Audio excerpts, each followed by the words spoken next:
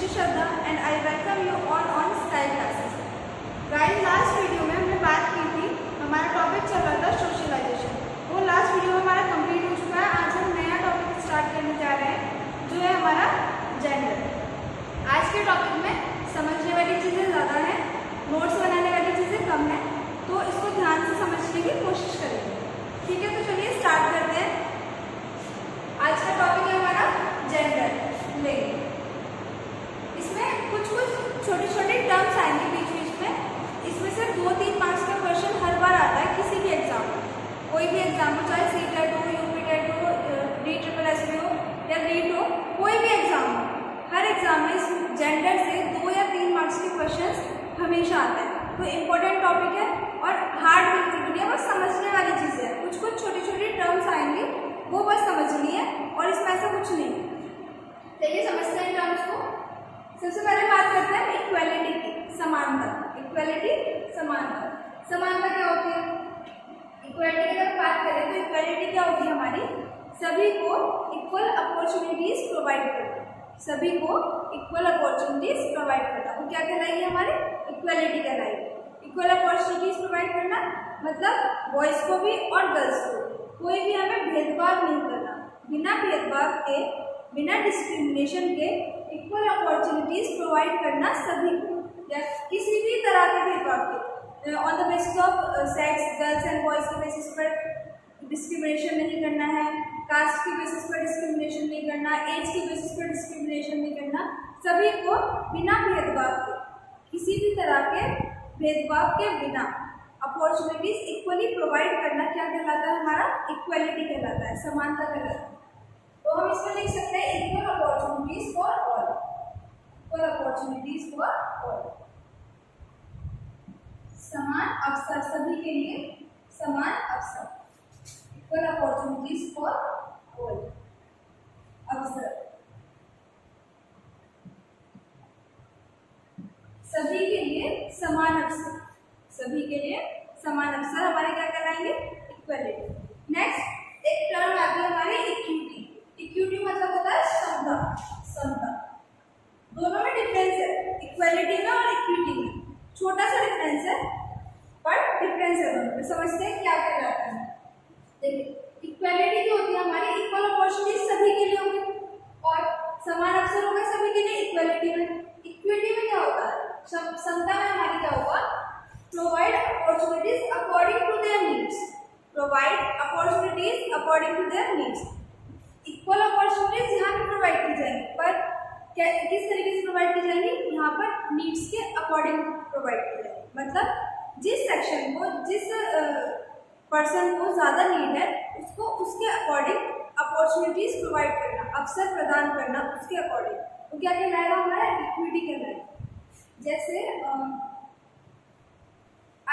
Example देखते हैं, इसका एग्जाम्पल हो सकता है रिजर्वेशन, आरक्षण। इसका एग्जाम्पल हो सकता है रिजर्वेशन। जो वीकर सेक्शंस होते हैं, इक्वल अपॉर्चुनिटीज तो सभी को तब प्रोवाइड की जाएंगी ना जब वीकर सेक्शंस को उनके इक्वल लाया जाएगा। वीकर सेक्शंस को उनके लेवल में तो लाया जाए, तभी तो हम इक्वल अपॉर्चुनिटीज प्रोवाइड कर सकते हैं। वरना वैसे इक्वल अपॉर्चुनिटीज प्रोवाइड करके भी क्या होगा? उनको तो कुछ प्रॉफिट मिलेगा नहीं जो वीकर सेक्शंस है। जैसे एक आरक्षण, अभी कुछ टाइम पहले बात चल रही थी EWES की, ठीक है? EWS, economically weaker sections. Economically weaker sections, आर्थिक स्थिति से जो कमजोर सेक्शंस हैं, जो कमजोर लोग हैं आर्थिक स्थिति से, उनको आरक्षण देने की बात चल रही थी। उनको आरक्षण देने की बात चल रही थी। कास्ट के बेसिस पे तो इंडिया में बहुत सारे आरक्षण मिलते हैं, कास्ट के बेसिस पे बहुत सारे आरक्षण मिलते हैं, पर ये इकोनॉमिकली वीकर सेक्शंस के लिए जो आरक्षण चलाया गया था, वो इक्विटी देने के लिए ही चलाया गया था, जिससे जो आर्थिक रूप से जो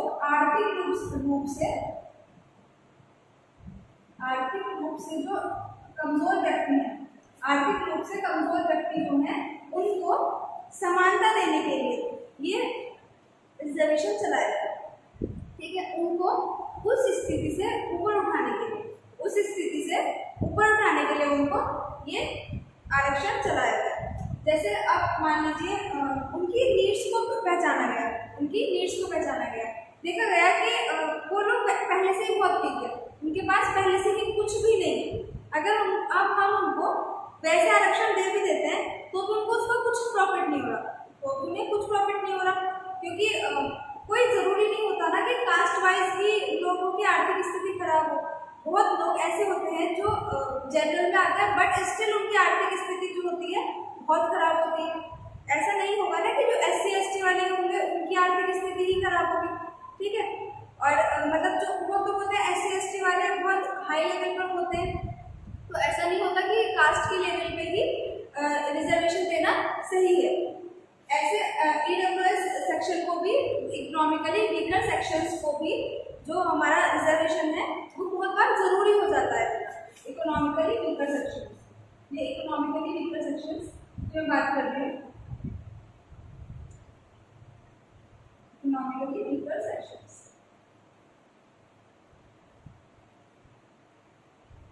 ये उन लोगों की बात चल रही है जो आर्थिक रूप से पिछड़े हुए हैं, आर्थिक रूप से बहुत कमजोर स्थिति में, उन लोगों की यहाँ बात चल रही है। गवर्नमेंट ने क्या किया, उन लोगों को आरक्षण देने के बारे में सोचा, क्योंकि वो लोग पहले से ही इतने डाउन लेवल पे हैं, और अगर उनके लिए हम वैसे रिजर्वेशन कर भी देंगे तो भी उन्हें उनका कुछ प्रॉफिट नहीं मिल रहा, तो भी उन्हें उनका कुछ प्रॉफिट नहीं मिल रहा। इसलिए गवर्नमेंट ने सोचा कि इक्वेलिटी तो हम तभी देंगे ना जब इक्वल हो पाएंगे, जब समता उनके अंदर हो पाएगी, जब वो इस लेवल तक पहुंच पाएंगे तभी तो इक्वलिटी दे पाएंगे हम।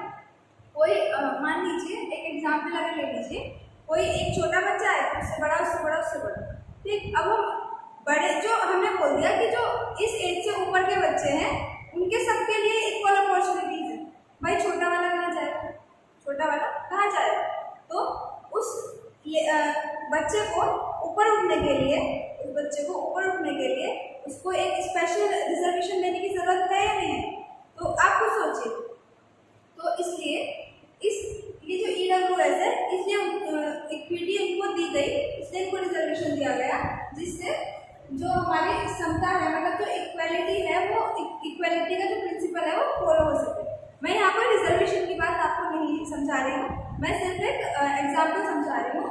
इक्विटी और इक्वालिटी में मैं आपको बस एक डिफरेंस बता रही हूँ, ठीक है। ऐसा नहीं है कि मैं किसी रिजर्वेशन को सपोर्ट कर रही हूँ या किसी भी गवर्नमेंट स्कीम को ऐसे बोल रही हूँ कि ये गलत है या ये सही है। मैं बस आपको एक एग्जाम्पल दे रही हूँ।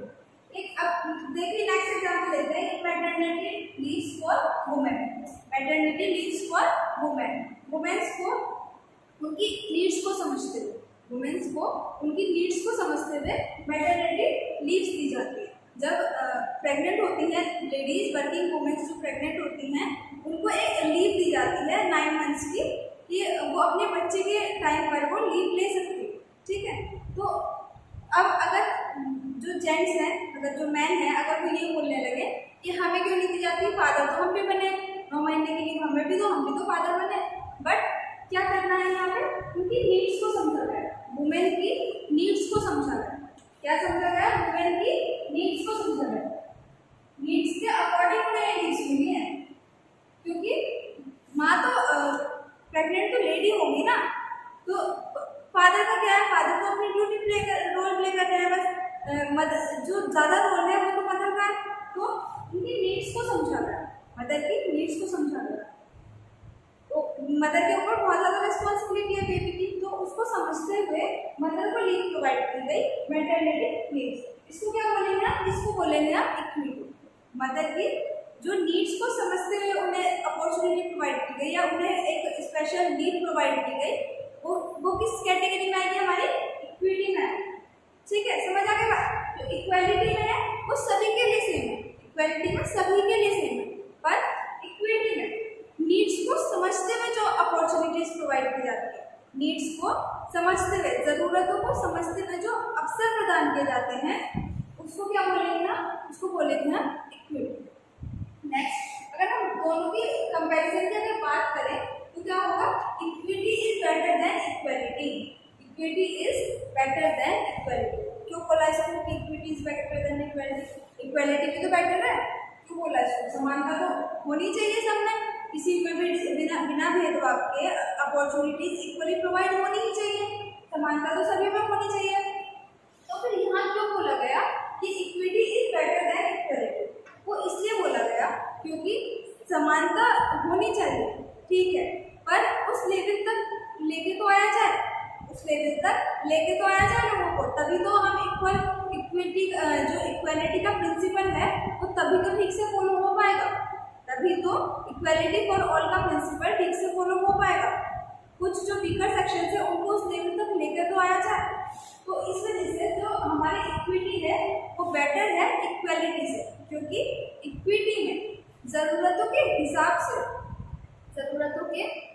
अवसर प्रदान किए जाते हैं और इक्वालिटी में सभी को अवसर प्रदान किया जाता है, सभी को समान अवसर प्रदान किया जाता है। ठीक है, आई होप इतनी बात आपको समझ में आ गई होगी। इन दोनों टर्म्स में डिफरेंस समझ में आ गया होगा कि इक्वालिटी का क्या मतलब होता है और इक्विटी का क्या मतलब होता है, समानता और समता में डिफरेंस क्या है, ये आपको समझ में आ गया होगा। समानता क्या होती है, सभी के लिए इक्वल अपॉर्चुनिटी, सभी के लिए समान अवसर, और समता में होगा सभी के लिए समान अवसर तो है पर उनकी जरूरतों को देखते हुए जिसको ज़्यादा ज़रूरत है उसको कुछ और अवसर प्रदान किए जाएंगे, जिसको ज़्यादा ज़रूरत है उसको कुछ और अवसर प्रदान किए जाएंगे। जैसे इसका एग्जाम्पल भी हो सकता है, जैसे गर्ल चाइल्ड होने पर अगर कोई गवर्नमेंट हॉस्पिटल में गर्ल चाइल्ड बेबी होता है तो कुछ पैसे दिए जाते हैं, आई थिंक 500 और 1000 के समथिंग कुछ दिया जाता है, मुझे एक्जैक्टली याद नहीं है बट कुछ दिया जाता है। वो इसलिए दिया जाता है जिससे जो लोग हैं वो प्रोत्साहित हो, उनको उनकी ज़रूरत के हिसाब से गवर्नमेंट इसलिए दे रही है क्योंकि ये रेशियो बिगड़ रहा है, बॉय और गर्ल्स का रेशियो बिगड़ रहा है, क्योंकि गर्ल चाइल्ड कोई चाहता ही नहीं है, सब बॉय चाइल्ड ही चाहते हैं। तो इसलिए गवर्नमेंट उन्हें क्या कर रही है, अवसर प्रदान कर रही है। ज़रूरत को देखते हुए गवर्नमेंट क्या देख रही है, ज़रूरत देख रही है कि गर्ल चाइल्ड की ज़रूरत है, तो ज़रूरत को देखते हुए गवर्नमेंट अवसर प्रदान कर रही है उनको कि अगर गर्ल चाइल्ड होगी तो इतने पैसे दिए जाएंगे, और अलग अलग योजनाएं बनाई जाती हैं गर्ल्स के लिए जिससे लोग प्रोत्साहित हों और गर्ल चाइल्ड को बढ़ दे। ठीक है, तो ये हो गई बात हमारी इक्वालिटी और इक्विटी। अब नेक्स्ट बात करते हैं हम कुछ और छोटी छोटी टर्म्स है इसमें, बस समझने वाली चीज़ें ज़्यादा है, ऐसे लिखने वाली बहुत ज़्यादा चीज़ें नहीं है, समझने वाली चीज़ें। तो आगे समझते हैं। अब हम बात कर लेते हैं बेसिस ऑफ इनइक्वालिटीज की, मतलब असमानता के आधार क्या क्या हो सकते हैं। जितनी भी समाज में असमानताएं चल रही हैं उनके आधार क्या क्या हो सकता है, कहाँ से वो शुरू हो सकती है। बात करते हैं असमानता के आधार। असमानता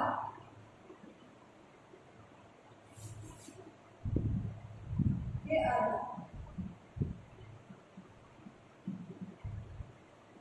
जिसको हिंदी इंग्लिश में प्रॉब्लम हो रही है वो बस समझने की कोशिश करें। जो आपका एग्जाम आएगा वो तो बाइलिंगुअल ही आएगा, आप समझने की कोशिश करते रहें। अगर आप समझने की कोशिश करेंगे तो ऐसा नहीं हो सकता कि आपको समझ में ना आए। मैं पूरा हिंदी में ही आपको बता के चलूँगी और मैं कोशिश करूँगी कि बाकी चीज़ें भी मैं पूरी हिंदी में बता सकूँ आपको, ठीक है। और अगर आपको इसके बाद डाउट आता है तो आप मुझे कॉमेंट में पूछ सकते हैं, मैं सबके रिप्लाई करूँगी, ठीक है। अब देखते हैं असमानता के आधार कि जो हमारी असमानता समाज में फैली हुई है उसके क्या क्या आधार हो सकते हैं। देखो देखते हैं differences in terms of sex. सबसे पहले तो यही आ जाता है हमारा, फैमिली से भी स्टार्ट होता है। मतलब सेक्स के आधार पर जो असमानता है वो कैसे होगी, सेक्स के आधार पर होगी मेल्स और फीमेल्स वाली कैटेगरी। मतलब मेल्स फीमेल्स वाली क्या, मैन ये काम कर सकते हैं, वुमेन ये काम कर सकती है। सोसाइटी में पहले से सब डिसाइड कर रखा है कि मैन को यही काम करना है और वुमेन को यही काम करना है, ठीक है। मेल्स और फीमेल्स के लिए मतलब हजारों असमानताएं कुरीतियां फैली हुई है समाज में, ठीक है। तो सबसे पहला डिफरेंस तो यही करने लगते हैं लोग कि अच्छा लड़का कहीं दूर बाहर पढ़ने जा सकता है पर लड़की नहीं जा सकती, ठीक है। लड़का रात को देर तक आ सकता है घर से क्योंकि वो तो लड़का है, लड़की नहीं आ सकती। और मतलब एनवायरनमेंट में इस तरीके का हो गया है कि लोग अगर चाहें भी तो भी गर्ल्स को भेजते हुए डरते हैं। क्यों डरते हैं, क्योंकि मतलब सोसाइटी ने अपनी थिंकिंग ही ऐसी की हुई, ठीक है। तो बहुत सारे डिफरेंसेस हैं। अब नेक्स्ट बात करें तो एज के बेसिस पर आ जाता है, वो बड़ा है तो वो ही कर सकता है, छोटा है तो नहीं कर सकता, उसको अवसर ही नहीं दिया जाता। ऐसा नहीं, ऐसा भी हो जाता है कि ऐसा नहीं है कि बड़ा बच्चा ही कोई काम जल्दी कर सकता है, छोटा भी कर सकता है, बट उसको अवसर ही नहीं दिया जाता। पहले क्या कि चुप करा दिया जाता है, तुम्हें नहीं पता तुम छोटे हो, तुम्हें नहीं पता तुम छोटे हो। एज के बेसिस पर, उम्र के बेसिस पर ज़्यादा डिस्क्रिमिनेशन होता है, बहुत भेदभाव होता है बच्चों में, ठीक है। और सेक्स के बेसिस पर, लिंग के बेसिस पर, सेक्स को बोलेंगे हम लिंग, जेंडर और सेक्स, इन दोनों को लिंग ही बोला जाता है हिंदी में। अभी हम इन दोनों के बारे में बात करने वाले हैं, इन दोनों में क्या डिफरेंस है। ये क्वेश्चन बहुत पूछा जाता है, सेक्स और जेंडर में क्या डिफरेंस है, तो इनके बारे में हम बात करेंगे। अभी हम बस अभी पढ़ रहे हैं कि डिस्क्रिमिनेशन किस किस बेसिस पे होता है, किस किस बेसिस पे होता है। सेक्स के आधार पर होता है, मेल और फीमेल वाला चक्कर है कि मतलब लड़का है तो ये काम करेगा, लड़की है तो ये काम करेगा, पहले से ही डिसाइडेड है। लड़की है तो उसके ऊपर सूट ही अच्छा लगेगा, वो शॉर्ट ड्रेसेस नहीं पहन सकती, सूट ही पहन सकती है। लड़का है वो चाहे विदाउट ड्रेस घूमे बाहर, कुछ नहीं। तो ये सारी जो चीज़ें हैं, ये थिंकिंग लोगों ने इस तरीके से बना रखी है अपनी, कि जो अगर भेदभाव नहीं भी चाहे तो भी हो जाता है, ठीक है। नेक्स्ट उम्र के हिसाब से, उम्र के बेसिस पे होता है, और कास्ट के बेसिस पे तो दुनिया भर का भेदभाव है इंडिया में नहीं, इनफैक्ट और भी कंट्रीज में कास्ट के बेसिस पे सबसे ज़्यादा डिस्क्रिमिनेशन देखने के लिए मिलता है। कास्ट के बेसिस पे सबसे ज़्यादा मिलता है। अमेरिका में वाइट पीपल और ब्लैक पीपल में इतना डिफरेंस देखने के लिए मिलता था। हमारे खुद की इंडिया में अनटचेबिलिटी इतनी थी, गांधी जी ने इसके खिलाफ इतना विरोध किया, अनटचेबिलिटी के खिलाफ। जो छोटी जाति के लोग रहते थे उनको इवन पास मंदिर तक में एंट्री नहीं मिलती थी, उनको अगर मंदिर में भी जाना है तो भी उनको एंट्री नहीं मिलती। और अब तो इनफैक्ट काफ़ी चेंजेस आ गए हैं देखने के लिए, पर अभी भी बहुत ज़्यादा इतना एक तरीके से अत्याचार हुआ है वीकर सेक्शंस पे, कि आज उनकी कंडीशन ये है कि हमें उन्हें रिजर्वेशन देना पड़ता है। अगर उन पर हिस्ट्री में इतने अत्याचार नहीं हुआ होता, तो वायलेंस इतना नहीं हुआ होता, तो ये आज की कंडीशन ये नहीं होती कि उन्हें रिजर्वेशन देने की ज़रूरत पड़ती। वो लोग इतने पिछड़ जाते कि उन्हें रिजर्वेशन देने की ज़रूरत पड़ेगी, और इवन रिजर्वेशन देने के बाद भी वो लोग अभी तक पिछड़े हुए, इतने साल से उनको रिजर्वेशन मिल रहा है फिर भी इतने पिछड़े हुए। दैट मीन्स बहुत ज़्यादा वायलेंस हुआ उनके ऊपर। तो ये सब जो प्रथा चलती हुई आ रही है अनटचेबिलिटी वाली, और आज भी बहुत जगह पे छोटी जो जाति के लोग रहते हैं, छोटी जाति के लोग रहते हैं, उनके ऊपर मतलब उनको ऐसे देखते हैं कि ये सामने आ गया तो मेरा दिन खराब हो जाएगा, ऐसे बहुत सारी चीज़ें होती हैं। नेक्स्ट बात करते हैं सोशो इकोनॉमिक स्टेटस, सामाजिक आर्थिक स्थिति। सामाजिक आर्थिक स्थिति, सामाजिक आर्थिक स्थिति, सामाजिक आर्थिक स्थिति के बेसिस में भी बहुत होता है।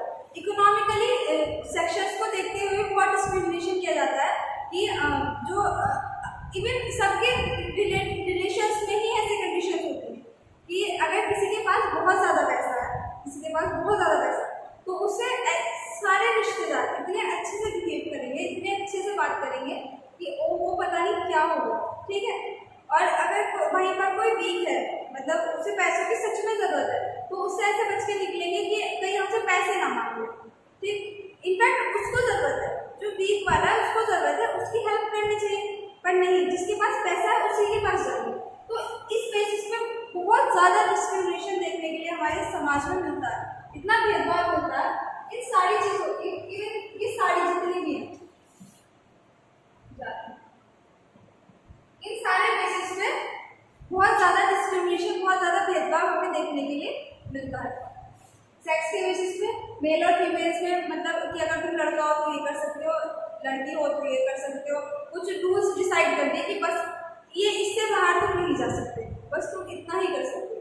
तो ये बहुत डिस्क्रिमिनेशन देखने के लिए मिलते हैं।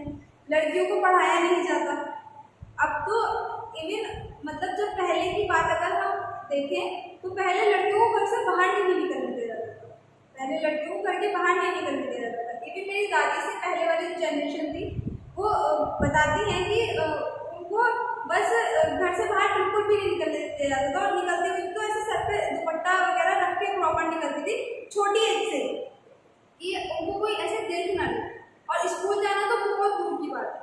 आज के टाइम पे इतनी अच्छी कंडीशन है कि हम लोग लकी है कि हमें पढ़ने दिया जा रहा है। पहले के टाइम पर पढ़ने भी नहीं दिया जाता था, कुछ नहीं, बस वो घर के काम सीख लें, क्योंकि लोगों का सोचना ये था कि इन औरतों को घर के काम के अलावा करना ही क्या है, तो इन्हें पढ़ाना क्यों। इवन आज भी बहुत सारे जगह ऐसी हैं जहाँ पर लड़कियों को पढ़ाया नहीं जाता, क्योंकि वो सोचते हैं कि पढ़ के क्या करेंगे, पढ़ के क्या करेंगे, घर के काम ही तो करने हैं, झाड़ू तो लगानी है, पोछा तो लगाना है। तो आज भी लोगों की थिंकिंग यही है, बहुत लोगों की थिंकिंग आज भी ऐसी ही है कि घर के काम ही तो करने हैं, पढ़ के क्या करेंगे। और इवन लड़कियों पे पैसे भी नहीं लगाना चाहते कि हमारे घर पे मिलेगी, दूसरे घर चली जाएगी, हम क्या करेंगे पैसे लगा के। तो बहुत बहुत बुरी कंडीशन है। अभी तक चेंजेस हो रहे हैं, धीरे धीरे हो रहे हैं, पर और ज़्यादा चेंजेस की जरूरत है। समाज में बहुत चेंजेस की जरूरत है, अभी तक भी भेदभाव बहुत चल रहा है। नेक्स्ट एज के आधार पर मैंने आपको बता दिया होता है, कास्ट के आधार पर, जाति के आधार पर तो बहुत ज़्यादा डिस्क्रिमिनेशन है, बहुत ज़्यादा भेदभाव है। सामाजिक आर्थिक स्थिति के आधार पर भी जो अमीर आदमी होगा वो गरीब से बात तक नहीं करना चाहेगा। वो उनके लिए अगर वो गरीब को डोनेशन दे रहे हैं तो सिर्फ उनका एक स्टेटस बन चुका है कि हमें अपने पोस्ट डालने के लिए इनको चैरिटी देनी है। अगर किसी को वो 10 रुपये भी देंगे ना तो उसकी भी फोटो क्लिक करके वो सोशल मीडिया पर डालेंगे कि हाँ हमने इसको डोनेट किया, हमने हेल्प की है, पुअर पीपल की हेल्प की है। अरे सच में हेल्प की है तो उसको शो ऑफ करने की क्या जरूरत है? अगर सच में हेल्प करना चाहते हैं तो उसको शो ऑफ क्यों करना है? तो आज कंडीशंस बस यही रह गई है कि जो अमीर लोग हैं अगर वो गरीब की हेल्प भी करते हैं तो बस दिखावा करते हैं, बस दिखाने के लिए करते हैं। ठीक है, तो ये सारी कंडीशन है, समाज में बहुत चेंजेस की भी जरूरत है। ठीक, नेक्स्ट अगर हम बात करें तो जेंडर और सेक्स की बात कर लेते हैं। देखो हिंदी में इनको दोनों को लिंग ही बोला जाता है, हिंदी में दोनों को लिंग ही बोला जाता है। तो जब आप एग्जाम में क्वेश्चन अगर आपका आता है तो एक बार लैंग्वेज दूसरी इंग्लिश वाली भी देख लेना कि वो जेंडर के बारे में बात कर रहे हैं, सेक्स के बारे में बात कर रहे हैं। इंपॉर्टेंट है, क्वेश्चन पूछा जाता है तो इन दोनों में आप देख लेना एक बार इंग्लिश वाले में भी कि जेंडर के बारे में बात हो रही है, सेक्स के बारे में बात हो रही है, क्योंकि हिंदी में दोनों को लिंग बोला जाता है, हिंदी में दोनों को लिंग बोला जाता है। अब देखिए कि जेंडर जो है, जेंडर क्या है? ये सोशल कंस्ट्रक्ट है। ये क्या है? सोशल कंस्ट्रक्ट, मतलब समाज में समाज निर्मित, समाज निर्मित, ये समाज ने बनाया है। और सेक्स जो है ये बायोलॉजिकल कंस्ट्रक्ट है, बायोलॉजिकल कंस्ट्रक्ट मतलब जैविक, जैविक निर्मित,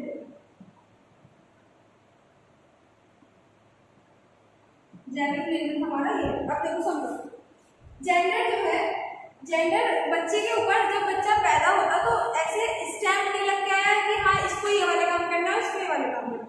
जो मेल और फीमेल का जो टैग है या फिर जो गर्ल और बॉय का जो टैग है वो समाज ने दिया, गर्ल और बॉय का जो टैग है वो समाज ने दिया।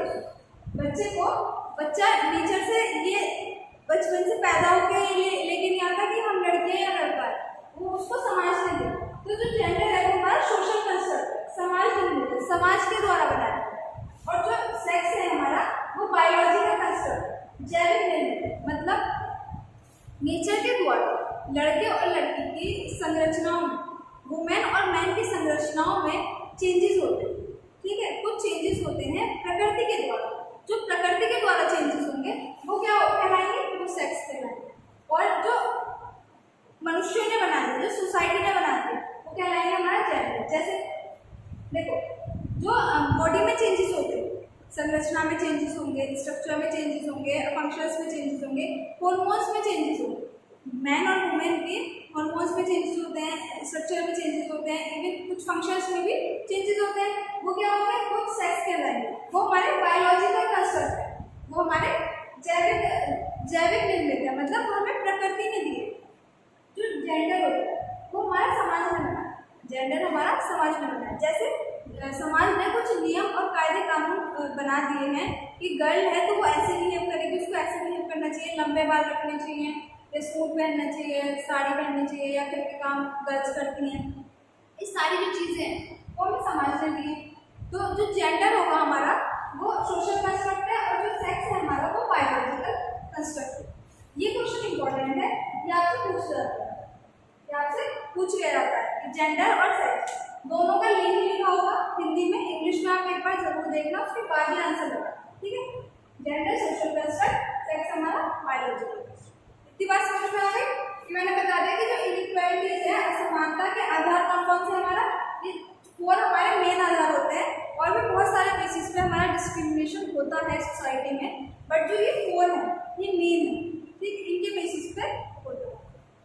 और ये जेंडर और सेक्स की बात हमने कर ली। अब नेक्स्ट हम बात करेंगे कुछ छोटी छोटी टर्म्स है, जेंडर रोल्स, जेंडर स्टीरियोटाइप, ये कुछ छोटी छोटी टर्म्स है, इनके बारे में बात करेंगे। अब हम अपनी नेक्स्ट टर्म के बारे में बात करते हैं, जो है हमारा जेंडर रोल्स, लैंगिक भूमिका। जेंडर रोल्स ये क्या होता है? A person's body language, the way a person walks, talks, works, or even thinks is predetermined by socially made gender roles. इसका क्या मतलब है? इसका मतलब हुआ कि एक पर्सन की बॉडी लैंग्वेज किस तरह से वो उठता है, बैठता है, क्या करता है, द वे अ पर्सन वॉक्स, किस तरह से वो चलता है, किस तरीके से वो बोलता है, किस तरह से वो काम करता है, और इवन किस तरह से वो सोचता है, ये सब कुछ पहले से ही प्रीडिटरमाइंड कर दिया है समाज ने कि वो ऐसा, अगर वो लड़का है तो वो ऐसे चलेगा, ऐसे बोलेगा, ऐसे बात करेगा, ऐसे इवन सोचेगा भी वैसे ही, ठीक, और अगर लड़की है तो उसे वैसे नहीं सोचना चाहिए। तो ये जो जेंडर रोल्स हैं ये समाज ने बनाए, ये समाज ने बनाए। जैसे अगर कोई लड़का है तो वो रो नहीं सकता, ठीक, वो कितना स्ट्रॉन्ग दिखाना है उसको अपने आप को कि अगर वो किसी प्रॉब्लम में भी है, अगर वो अंदर से इमोशनल भी हो रहा है तो भी वो रो नहीं सकता, क्योंकि समाज में उसके लिए ऐसे रोल बना देते हैं। अगर लड़का है तो वही घर चलाएगा, वही बाहर जाके काम करेगा, जो लेडी है वो घर पे ही काम करेगी, वो झाड़ू पोछा ही करेगी। तो ये सब चीज़ें एक लड़की को ऐसे चलना चाहिए, ऐसे बियरअप होना चाहिए, लंबे बाल रखने चाहिए या छोटे बाल रखने चाहिए, या फिर मतलब लड़कों को छोटे बाल रखने चाहिए, लड़कियों को लंबे बाल रखने चाहिए। बहुत सारी चीज़ें हैं, वो सब समाज ने पहले से तय कर दी है लड़के और लड़की के लिए, ठीक, लड़के और लड़की के लिए पहले से ही भूमिकाएं बना दी है कि अगर कोई लड़का है तो वो इस तरह से काम करेगा, कोई लड़की है तो वो इस तरह से काम करेगी, ठीक। तो उनको क्या बोलते हैं, तो पहले से प्रीडिटरमाइंड जो थिंकिंग है, प्रीडिटरमाइंड जो पहले से तय की हुई चीज़ें हैं, कुछ भूमिकाएं हैं, उनको हम बोलेंगे जेंडर रोल्स, अब नेक्स्ट बात करते हैं हम जेंडर स्टीरियोटाइप, लैंगिक रूढ़िबद्धता। लैंगिक रूढ़िबद्धता का क्या मतलब होता है? देखो, it refers to our preconceived notions about some persons और ग्रुप। ये क्या होता है? ये जो पहले से तय किए गए हमने सोच बना रखी है ना किसी पर्सन और ग्रुप के बारे में, जो पहले से हमने सोच रखा है उसके बारे में। देखो यहाँ क्या था जेंडर रोल्स में, ये हमने कुछ रोल्स बना दिए कि लड़का है तो वो ऐसे बिहेव करेगा, लड़की है तो ऐसे बिहेव करेगा।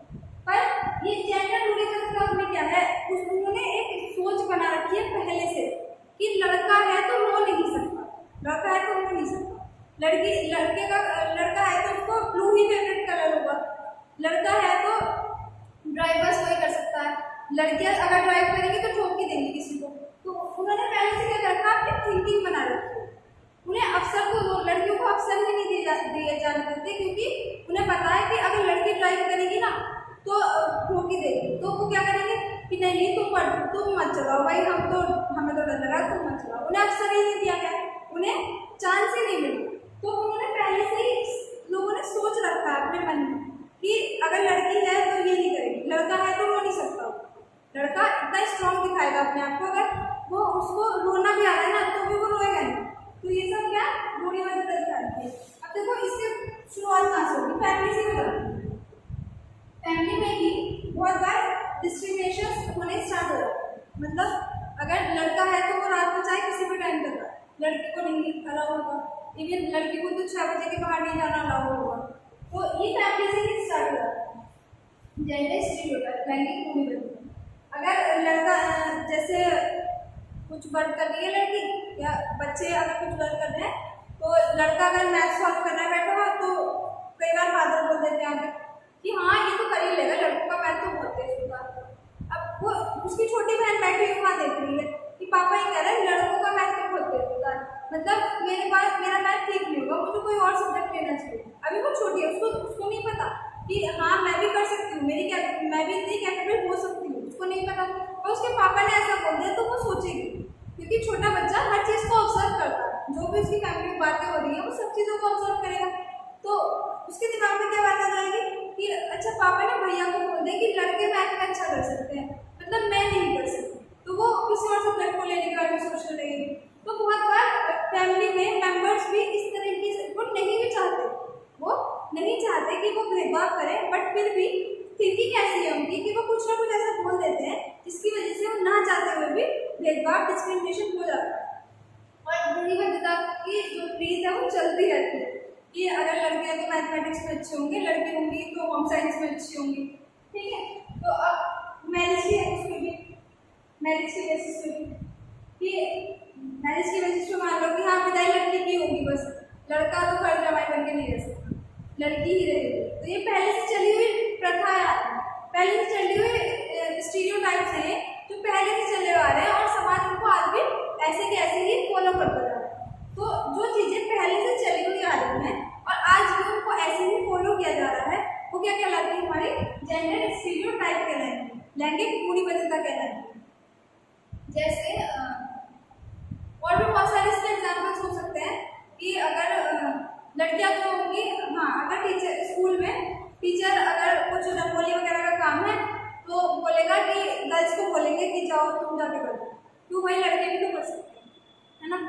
और जैसे कुछ भारी चीज़ खाने का काम होगा तो बोलेंगे बॉयज को ही बोलेंगे तुम करो। तो एक अंतर भेदभाव पैदा हो रहा है कि लड़कियां भी तो कर सकती हैं। मानते हैं कि लड़कियां थोड़ी फिजिकली वीक हो सकती हैं लड़कों से, होती नहीं है, हो सकती हैं कुछ केसेस में, बट ऐसा नहीं है कि वो पढ़ नहीं सकती। या फिर ऐसे ही लड़के बॉयज को बहुत बॉयज होते हैं जिनको क्राफ्टिंग में इंटरेस्ट होता है, बट टीचर्स और घर वाले क्या करेंगे कि बोलेंगे कि तुम तो नहीं कर सकते। तो जो लड़कियां होंगी कि वो क्राफ्टिंग में ही अच्छा करेंगी, बॉयज जो है वो क्राफ्टिंग का वर्क नहीं कर सकते, बॉयज रंगोली नहीं कर सकते।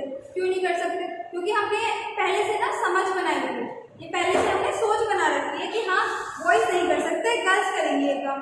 तो जो ये पहले से चली हुई चीजें आ रही हैं उनको यहाँ क्या बोलेंगे? जेंडर स्टीरियोटाइप बोलेंगे, लैंगिक रूढ़िबद्धता बोलेंगे, पहले से चली हुई ये सब चीजें आ रही हैं।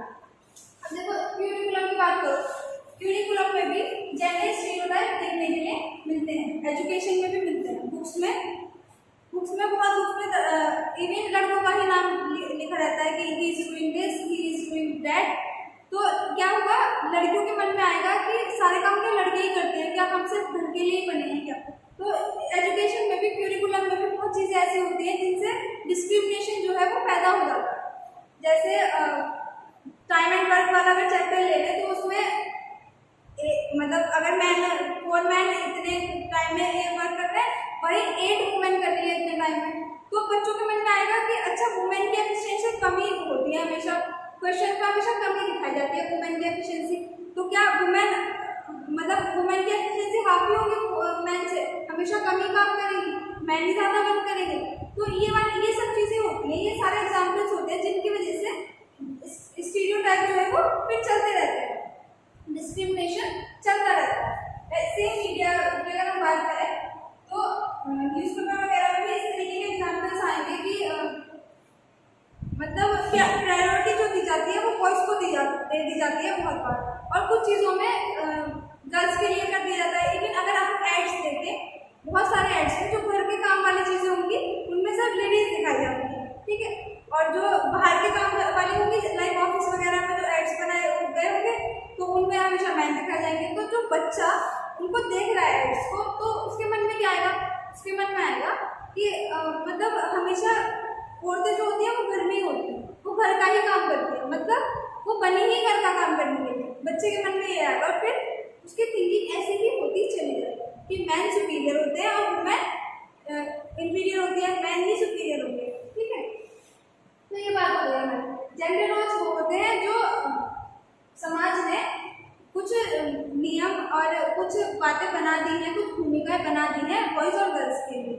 और जेंडर स्टीरियोटाइप वो होता है जो पहले से कुछ चीज़ें चली हुई आ रही हैं, वो अभी तक सेम वैसे की वैसी ही चलती रहती है, उनको हम वैसे ही फॉलो करते रहते हैं। तो वो सब चीज़ें क्या होंगी? वो होगी हमारी जेंडर स्टीरियोटाइप जो पहले से ऐसे चली हुई आ रही है, उनको हम ऐसे ही फॉलो करते हैं। अब नेक्स्ट इसमें और थोड़ी छोटी छोटी टर्म्स और बची हैं, और समझ लो। अब हमारे ये कुछ टर्म्स है, इनके बारे में देख लेते हैं। जेंडर आइडेंटिटी, लैंगिक पहचान। लैंगिक पहचान क्या होती है? लैंगिक पहचान होती है जो हम खुद को कंसीडर करते हैं, जो हम खुद को मानते हैं, मेल की तरह बिहेव करेंगे या फीमेल की तरह बिहेव करेंगे। जैसे हमें कैसे बाल रखने हैं हमारी मर्जी, ठीक। तो जो हम खुद को कंसीडर करेंगे वो क्या होती है? वो हमारी लैंगिक पहचान। लैंगिक पहचान जो हम खुद को कंसीडर करेंगे, मेल और फीमेल। और अदर, अगर हम अदर सेक्स अगर हम अदर करते हैं तो जैसे होता है ना ऑप्शन मेल, फीमेल और अदर का होता है, तो जो हम खुद को कंसीडर करते हैं वो हमारी होती है लैंगिक पहचान, ठीक। जो हम अपने सेक्स के बेसिस पर खुद को कंसीडर करेंगे वो होगी हमारी लैंगिक पहचान। जेंडर रोल्स मैंने आपको बता दिया, जो रोल्स हमें सोसाइटी ने दिए, जो रोल्स हमें सोसाइटी ने दिए हैं कि अगर मेल है तो उसको ऐसे बिहेव करना है, फीमेल है तो उसको ऐसे बिहेव करना है। तो ये हो गया हमारी लैंगिक भूमिका। लैंगिक भूमिका जो रोल्स हमें सोसाइटी ने दिए वो कहलाएंगे हमारे लैंगिक भूमिका। जेंडर टाइपिंग होती है जो अगर जो रोल्स हमें सोसाइटी ने दिए हैं उनको फॉलो करना, कि अगर सोसाइटी ने बोला है कि लड़कियों को सूट ही पहनना है और मैं यहाँ सूट ही पहन के आऊँ तो मतलब मैं उस चीज़ को फॉलो कर लूँ। ऐसा नहीं है कि ये इसको सही और गलत नहीं बोल सकते, क्योंकि हमारी मर्जी है, हम कैसे भी आ सकते हैं, पर इसका मतलब ये नहीं होगा कि समाज में ऐसा बोल रखा है लड़की को सूट पहनने हैं तो हम सूट पहन रहे हैं, ऐसा नहीं है। इसको हम सही और गलत नहीं बोल सकते।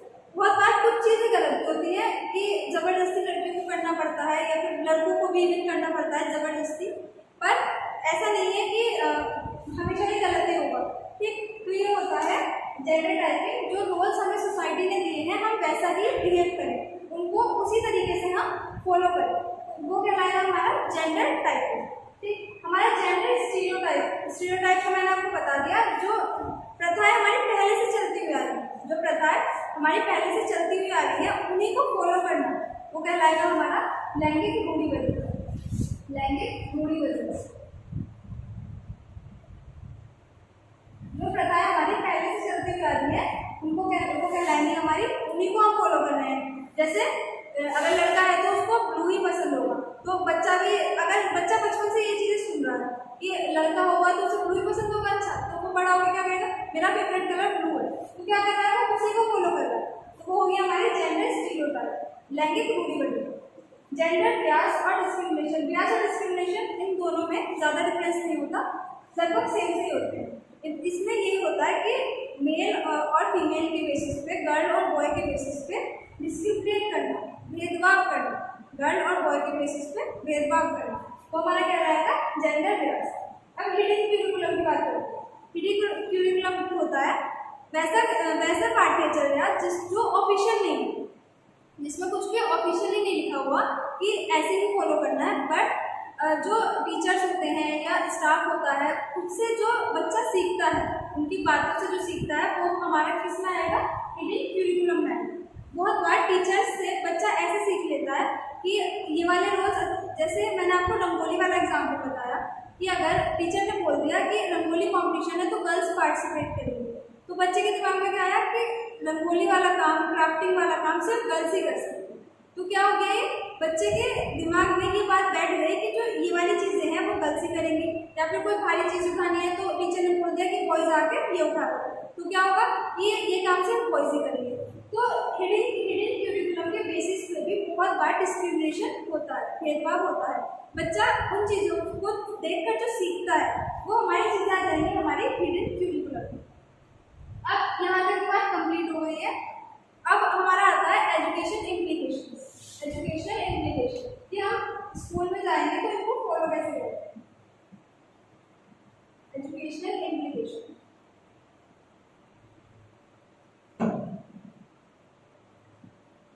एजुकेशन इम्प्लीकेशंस में क्या आ सकता है, कोई भी ऐसा काम ना करे, कोई भी ऐसी बात बच्चों के सामने ना बोले जिससे बच्चे को लगे कि हाँ भेदभाव होगा, जिससे बच्चे को फील हो।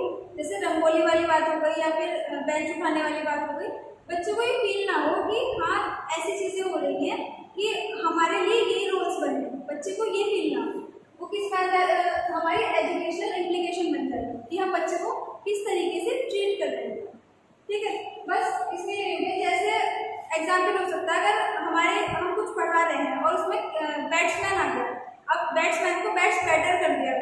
कोई इसी चीज का एग्जाम्पल कि जिससे बच्चे के दिमाग में ये ना है कि सिर्फ लड़का ही क्रिकेट खेल सकता है, लड़कियां भी क्रिकेट खेल रही है, तो उसको हमने बैट्स बैटर कर दिया, बैट्समैन की जगह बैट्स बैटर कर दिया। तो ऐसे वर्ड्स का हम यूज कर सकते हैं जिससे बच्चे के माइंड में डिस्क्रिमिनेशन वाली कंडीशन फॉलो ही ना हो, बच्चा ये सोचे ही ना कि हाँ भेदभाव हो। जैसे कैमरामैन की जगह कैमरा पर्सन का यूज कर सकते हैं, चेयरमैन की जगह चेयर पर्सन का यूज कर सकते हैं। तो ये छोटे छोटे वर्ड्स हैं जिनको हम यूज करके भेदभाव को नेग्लेक्ट कर सकते हैं, जेंडर न्यूट्रल बिहेवियर हम कर सकते हैं। ठीक, तो ये वाला हमारा टॉपिक कंप्लीट हो गया है। आज के लिए इतना है, नेक्स्ट क्लास में नेक्स्ट टॉपिक की बात करेंगे। वीडियो पसंद आई हो तो उसको लाइक कर देना, शेयर कर देना, बेल आइकन को प्रेस कर देना। Thank you.